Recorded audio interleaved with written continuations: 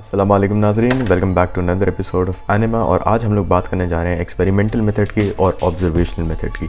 Now I know कि आप में से कुछ लोग होंगे जिन्होंने पहले ही पढ़ रखा होगा, भाई बहुत बढ़िया बात है आपके लिए, लेकिन मैं आपको बता दे रहा हूँ कि अगर आपने ये क्लियर नहीं करा है अब तक तो प्लीज़ ये वीडियो देख के आप एक बार क्लियर कर लीजिए या फिर कोई और वीडियो जाके देख लीजिए यूट्यूब पर, बिकॉज़ ये इतना बेसिक सी चीज़ है एंड इसे लोग हमेशा गलत करते हैं। हमेशा मेरी क्लास के अंदर भी मुझे लगता है देयर आर 30 to 40% बच्चे जो कि इसे सही बोल सकते हैं ना। Majority of them always get this wrong and you know जितने भी हमारे टीचर्स होते थे वो हमेशा इसी बात पे गुस्सा करते थे कि यार ये तो मैं फर्स्ट सेमेस्टर में पढ़ाया था और तुमने आज तक क्लियर क्यों नहीं है। बिकॉज इसका रीज़न ये है कि it can be a little bit confusing, but let me first explain to you what this is all about. So let's start with experimental method of course. ठीक है, तो एक्सपेरिमेंटल मेथड आया कहाँ से साइकोलॉजी के अंदर? ये तो वही 1879 विल्हेम वूंड लाइप्जिग के अंदर लेबोरेटरी सेटअप करी थी। याद है ना? नहीं याद है? वीडियो जाके वापस देख लो, मैंने यहाँ पे अटैच कर दूँ वापस जाके।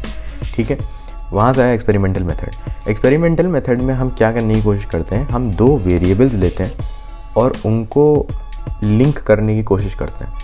अब आप पूछेंगे वेरिएबल्स क्या है? देखो, वेरिएबल कोई भी प्रॉपर्टी है जो बदल सकती है। ठीक है, कोई भी प्रॉपर्टी जो आप साइंस के अंदर ले लेते हैं उसको हम वेरिएबल करा सकते हैं, क्योंकि वो पर्सन टू पर्सन डिफ़र करेगी। फॉर एग्जांपल, मेरा इंटरेस्ट इन आइसक्रीम, मेरा फेवरेट कलर, ठीक है, मेरी हाइट, मेरी एज, मेरी क्या कहते हैं, मेरा इंटरेस्ट इन साइकोलॉजी, मेरा इंटरेस्ट इन फिलोसफी, मेरी मैथमेटिकल एबिलिटी, हर चीज़ can be turned into a variable. Alright, to the point कि मैं अक्सर जोक करता हूँ, the only constant in psychology is your existence and that too if you are not dealing with an existentialist. तो ये हल्का सा फिलोसॉफिकल जोक हो गया, सॉरी।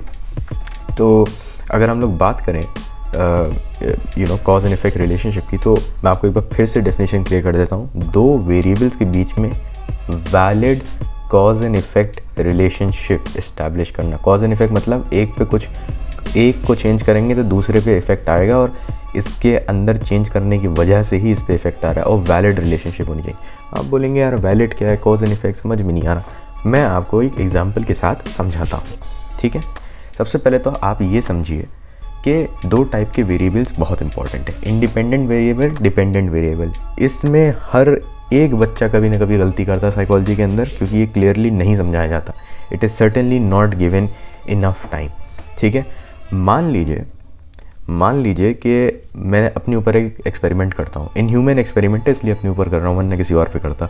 मैं अपने आप को भूखा रखता हूँ और मैं अपने आप को बहुत भूखा रखता हूँ। ठीक है, उसके बाद मैं देखता हूँ कि मैं खाना कितना खाऊंगा जब मैं एंड में खाऊंगा। तो मैंने अपने आप को थोड़ा सा भूखा रखा तो मैंने थोड़ा खाना खाया, फिर मैंने आपको मॉडरेटली भूखा रखा तो मैंने मॉडरेट खाना खाया, बहुत भूखा रखा अपने आप को तो मैंने बहुत खाना खाया, मैंने अपने आप को बिल्कुल स्टार्व कर दिया तो मैंने बहुत दबा के बटर चिकन से लेके कढ़ाई पनीर सब खा लिया मैंने। तो यहाँ पे इंडिपेंडेंट वेरिएबल वो है जिसको हम खुद चेंज कर रहे हैं। जब भी आपको कभी ये हो कि इंडिपेंडेंट वेरिएबल कौन सा है, डिपेंडेंट वेरिएबल कौन सा है, तो आप हमेशा ये सोचिएगा कि अगर मैं रिसर्चर होता तो मैं किस में चूड़ी घुमा रहा होता। चूड़ी घुमा रहे हैं, समझ रहे हैं ना, किस में मैं चाबी भर रहा होता, मैं किसे डायरेक्टली मैनिपुलेट कर रहा होता। तो इस सिचुएशन में मैं किसे डायरेक्टली मैनिपुलेट कर रहा हूँ? भाई अपनी भूख को ही तो कर रहा हूँ, दूर रह के खाने से, है ना। तो मेरी भूख हो गई यहाँ पे इंडिपेंडेंट वेरिएबल, ये मेरे कंट्रोल में है, सिर्फ मेरे कंट्रोल में। लोग क्या समझते हैं, इंडिपेंडेंट वेरिएबल है तो यानी ये हम पे डिपेंड नहीं कर रहा। अरे बाबू, वो तुम्हारे लिए नहीं है। इंडिपेंडेंट वेरिएबल इसके लिए नाम रखा गया है क्योंकि डिपेंडेंट वेरिएबल से उसे डिफरेंशिएट करना है। इंडिपेंडेंट वेरिएबल तुम पे डिपेंडेंट है। ये थोड़ा कंफ्यूजिंग है but that's the way psychology is man. तो इंडिपेंडेंट वेरिएबल, एक बार आपने इस बात को इस्टेब्लिश कर लिया कि क्या होता है, आप डायरेक्टली मैनिपुलेट करेंगे इंडिपेंडेंट वेरिएबल को। बहुत बढ़िया। डिपेंडेंट वेरिएबल क्या है? Dependent variable depends upon the independent variable. आप समझे क्यों उसका नाम इंडिपेंडेंट वेरिएबल है? Because it is different from the dependent variable, उसको नाम दे दिया गया था इसलिए इस चीज़ को इंडिपेंडेंट वेरिएबल बोल दिया गया। सब चीज़ें मतलब एक तरीके से डिपेंड कर रही हैं। तो अगर मैं कहूँ यहाँ पे, अगर मैं किसको रखूँ, इंडिपेंडेंट वेरिएबल को, ठीक है, तो इंडिपेंडेंट वेरिएबल से क्या इफेक्ट हो रहा है? Dependent variable. और इंडिपेंडेंट वेरिएबल इन टर्न किस चीज़ से इफेक्ट हो रहा है? मुझसे। तो यानी कि एक तरीके से मैं ही मैनिपुलेट कर रहा हूँ डिपेंडेंट वेरिएबल को in the long term, but we are not going to say it like that. ये बस मैं आपको समझाने के लिए बोल रहा हूँ। Basically we are going to manipulate the independent variable और independent variable in turn will manipulate the dependent variable. इनके बीच में वैलिड रिलेशनशिप कैसे इस्टेब्लिश होती है, क्योंकि यहाँ पे आ जाती है एक तीसरी कैटेगरी, इसका नाम होता है एक्सट्रेनियस या कन्फाउंडिंग वेरिएबल्स। एक्सट्रेनियस और कन्फाउंडिंग वेरिएबल्स वैसे अलग अलग होते हैं, ये आप एडवांस साइकोलॉजी के अंदर जाके एक बार पढ़ेंगे, because this is a little bit, this is like a final line of distinction. आपके लेवल पे आप ये बहुत आराम से बोल सकते हैं कि हाँ भैया दोनों चीज़ें सेम होती हैं। एक्सट्रेनियस वेरिएबल्स आर द छोटा भाई ऑफ कन्फाउंडिंग वेरिएबल्स, वो इतने सीरियस नहीं होते हैं। सर कन्फाउंडिंग वेरिएबल्स ये होते हैं कि वो जो है ना कन्फाउंडिंग वेरिएबल्स, वो इस रिलेशनशिप के तोड़ने की कोशिश करते हैं, या एक तरीके से इसको इनवैलिड करार देने की कोशिश करते हैं। इनके बीच में ना कबाब में हड्डी बनने की कोशिश करते हैं, इंडिपेंडेंट वेरिएबल और डिपेंडेंट वेरिएबल के बीच में। यही रिलेशनशिप इफेक्ट होगा। कन्फाउंडिंग वेरिएबल किसे इफेक्ट करेगा? डिपेंडेंट वेरिएबल को, ठीक है। इसके अराउंड पूरी कहानी घूम रही होगी डिपेंडेंट वेरिएबल की। इंडिपेंडेंट वेरिएबल को कन्फाउंडिंग वेरिएबल कुछ नहीं करता। आपकी और इंडिपेंडेंट वेरिएबल की रिलेशनशिप नहीं जाएगी। रिलेशनशिप किसकी जाएगी? इंडिपेंडेंट वेरिएबल और डिपेंडेंट वेरिएबल की। आपके दोस्त और उसकी गर्लफ्रेंड का ब्रेकअप हो रहा है, आपके दोस्त में लड़ाई नहीं होने वाली, आराम से रहिए, ठीक है। इस तरीके से समझने की से कोशिश करिए। तो ये होता है our purpose in an experimental observation. Valid relationship establish करेंगे, मेकिंग श्योर कि कन्फाउंडिंग वेरिएबल्स इनमें से किसी को इफेक्ट नहीं कर रहे। कन्फाउंडिंग वेरिएबल्स का आप एग्जाम्पल भी दे देते हैं भैया। मान लीजिए मैंने वो भूख वाला एक्सपेरिमेंट करा। एक्सपेरिमेंट शुरू करने से पहले मैं पहले से भूखा था, ये तो कन्फाउंडिंग वेरिएबल हो गया ना, क्योंकि अब मेरी भूख जो है, जो मैंने सोचा था कि मैं इतना 2 दिन तक भूख रहूँगा, अब मैं 2.5 दिन तक भूखा हूँ, क्योंकि मैं कल भी मैंने रात का खाना नहीं खाया। तो ये कन्फाउंडिंग वेरिएबल हो गया। इसको कंट्रोल करने के मेथड्स होते हैं जो हम आगे जाके कभी एक्सप्लोर करेंगे। But confounding variable basically distorts this relationship between independent variable and dependent variable bye distorting the dependent variable. क्योंकि इंडिपेंडेंट वेरिएबल बिल्कुल सॉलिड है आपके साथ, आपका भाई आपके साथ बिल्कुल सही कदम कदम पे चल रहा है। It's his girlfriend that has a problem. Alright, now इसके मेथड्स के जो क्या कहते हैं, कुछ मेरिट्स हैं। ऑफ कोर्स रिलायबल है, ऑर्गेनाइज्ड है, ऑब्जेक्टिव है, ब्ला ब्ला ब्ला। डिमेरिट्स भी हैं कि भैया इतने अच्छे से और कैप्चर नहीं कर पाती चीज़ें। एंड इसी वजह से we have another method that is the observational method. Observational method क्या है? सो बेसिकली ऑब्जर्वेशनल मेथड के अंदर क्या होता है कि आप कहते हैं कि देखो एक्सपेरिमेंटेशन के अंदर बहुत ज़्यादा मसले हो रहे हैं, लोगों को लैब के अंदर लाओगे तो वो पहले से ही उसके अंदर अपने आप में ही कन्फाउंडिंग वेरिएबल्स आ गए। मान लीजिए बायस इफेक्ट्स होते हैं, हॉथॉर्न इफेक्ट होता है, ये सब अलग अलग नाम है जिसके अंदर लोग जो होते हैं ना वो अपने आंसर्स बदल देते हैं। यार आप किसी को भी सेल्फ टेस्ट का क्वेश्चनर लेके जाएँ किसी के पास, उसके बाद भाई इसको भर दो, अगर आप वाइट कोट के अंदर बहुत फॉर्मली जा रहे होंगे ना, आप देखिएगा वो अलग आंसर देगा एज़ कम्पेयर टू जब आप कैजुअल्स के अंदर जा रहे हो। मैं अगर ऐसे जाऊँगा ये अपनी ये टी-शर्ट पहन के, तो मुझे बहुत ही अलग आंसर मिलेंगे। लेकिन यहीं पे अगर मैं एक वाइट कोट पहन के चला गया या फिर मैं एक बिजनेस सूट पहन के चला गया, भाई साहब आंसर्स बिल्कुल बदल जाएंगे। इसको हम लोग कर्टेसी बायस भी कहते हैं। इसमें इंसान कर्टेसी के अंदर सही आंसर करने लग जाता है। इसीलिए लोग बहुत सारे अपने डिप्रेशन के बारे में स्कोर्स में सही रिवील नहीं करते, अपनी सेक्सुअल प्रेफरेंसेस के बारे में नहीं बताते, रिलीजियस बिलीव्स को नहीं बनाते। एएमयू के अंदर खासतौर से अगर आप रिलीजियस बिलीव्स पे कोई भी क्वेश्चन लेके चले जाएंगे, nobody is going to tell you that he is an atheist और something like that until and unless he is really bold.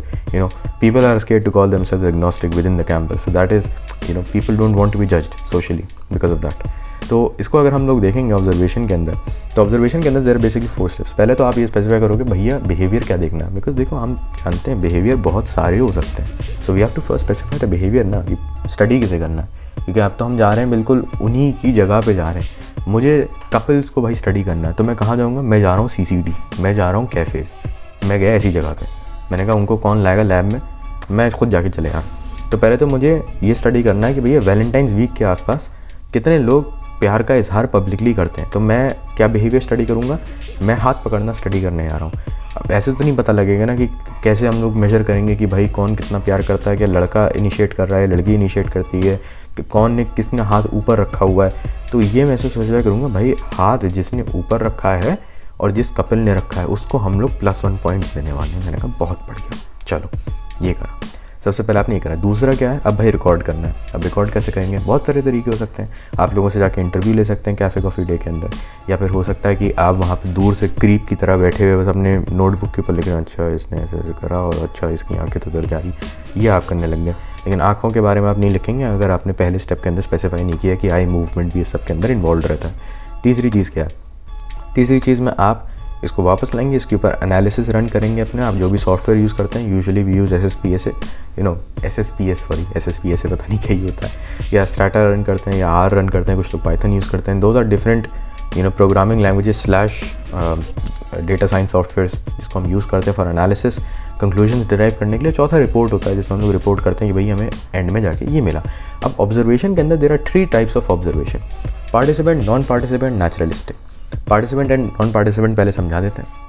आपको नाम से समझ में आ रहा है पार्टिसिपेंट का मतलब क्या है, लोगों के अंदर घुल मिल जाओ, you are like that. Assassin's Creed में होता था ना गेम के अंदर, यूबीसॉफ्ट के अंदर, he just sort of blends into people, वही आपको करना है। आप वैलेंटाइंस डे पे कैफ़े कॉफ़ी डे के अंदर जाएंगे, आपको बहुत लोनली फील होगा अगर आप अकेले जाएंगे। So what do, you ask one of your researcher friends who just so happens to be a female if you are a guy, और a guy if you happen to be a female, and इसे कि भाई मेरे साथ चल लो, ताकि लोग हम पे शक ना करें, ताकि लोग हमें वियर्डली ना देखें, and maybe our presence does not distort their answers और डिस्टॉर्ट्स देयर बिहेवियर्स। अगर आप वहाँ पे ऐसे बिल्कुल अपनी कॉलर वॉलर चढ़ा के आ जाएंगे बिल्कुल कि भाई हम तो कपल्स को यहाँ पे मारने आए, तो आप यकीन मानिए सारा का सारा जो आप जो स्टडी करने गए थे वो बिल्कुल डिस्टॉर्ट होकर रह जाएगा। ठीक है, तो सबसे पहली बात तो वो है participant observation, you act like you belong to the group. दूसरा है non participant observation, this is the one where you act like a creep, दूर जाके बैठ जाएंगे आप और बस दूर से नोट कर रहे हैं, अच्छा ये हो रहा है, ओ ये ऐसे ऐसे कर रहा है, इसने इसके ऊपर हाथ रख रखा है, ओके, ये दूसरा है। तीसरा क्या है, नेचुरलिस्टिक। नेचुरलिस्टिक के अंदर क्या हो रहा है, अब हम कैफ़े कॉफ़ी डे के अंदर नहीं है, नेचुरलिस्टिक के अंदर नेचर आ रहा है, नेचर से हमें क्या समझ में आ रहा है, एनिमल्स। ये एनिमल्स को देखे Jane Goodall, very famous naturalist researcher, जिन्होंने क्या कहते हैं चिंपैंजीज़ के ऊपर काम किया है, amazing researcher, already very famous in the field of biology. आप जाके इनफैक्ट दे सकते हैं, जूलॉजी पे उन्होंने बहुत काम किया है, प्राइमेट्स पे और उनके बीच में सोशल रिलेशनशिप्स कैसे बनती हैं। तो she did what is known as naturalist observation, कि आप नेचुरल हैबिटेट के अंदर जाके एनिमल्स को स्टडी करने की कोशिश करते हैं, बिकॉज यू अंडरस्टैंड कि जूज मे और may not be the best place to do that. तो कंजर्वेशन पार्क्स और ये जितनी भी जगह होती है ना, वो इसी चीज़ों के लिए बहुत ज़्यादा फ़ायदे की होती है, जिसके मेथड्स के क्या कहते हैं ऑफकोर्स बेनिफिट्स बहुत ज़्यादा हैं। People act naturally, it's easier to do this kind of thing, it's not much expensive as compared to a laboratory वाली चीज़। उसके अंदर of course you need institutional reviews and what not, हालांकि review इसके अंदर भी लगेगा, but it's a linear procedure there, you need instruments, you need पता नहीं क्या क्या, बहुत सारी चीज़ें आपको लग जाती हैं। End of course the bad thing is कि यार ये स्टैंडर्डाइज नहीं है ना, आप कंफाउंडिंग वेरिएबल तो कंट्रोल करना भूल ही जाइए यहाँ पे। ठीक है, अब मान लीजिए आप एक कपल का नोट कर रहे हैं कि अच्छा इसने हाथ रखा, उसने उठा के चाटा मार दिया लड़के के ऊपर, और भाई साहब ये क्या हो गया। तो बेसिकली ये रिसर्च के लिए बहुत ही बुरी चीज़ है। अब आप कहेंगे यार बताओ, मैं इतनी देर से नोट कर रहा था कि इस लड़की ने इसके ऊपर हाथ रखा हुआ है नहीं रखा हुआ, उसने उठा के चाटा मार दिया, अब ये तो बिल्कुल ही डेटा ही पलट गया, क्या करें। तो कंफाउंडिंग वेरिएबल्स आप कंट्रोल नहीं कर सकते ऐसी सिचुएशंस में। ऑफ कोर्स उसके बाद ऑब्जर्वर बायस भी होता है, जैसे फॉर एग्जांपल आपने किस बेसिस पे चूज़ किया कि जो लड़की जिस लड़की के ऊपर हाथ रखा हुआ है, या जिस लड़के का हाथ जिस लड़की के हाथ के ऊपर है, वो लोग कपल हैं, हो सकता है वो लोग बहुत अच्छे दोस्त हों, आपको कैसे पता। तो we have to move with all of that information. That is all for this one guys. I hope मैंने आपके लिए बहुत ज़्यादा क्लियर कर दिया ये, and of course if you have any comments leave them in the comment section below, and yeah, I'll see you next Wednesday, next Thursday. Take care.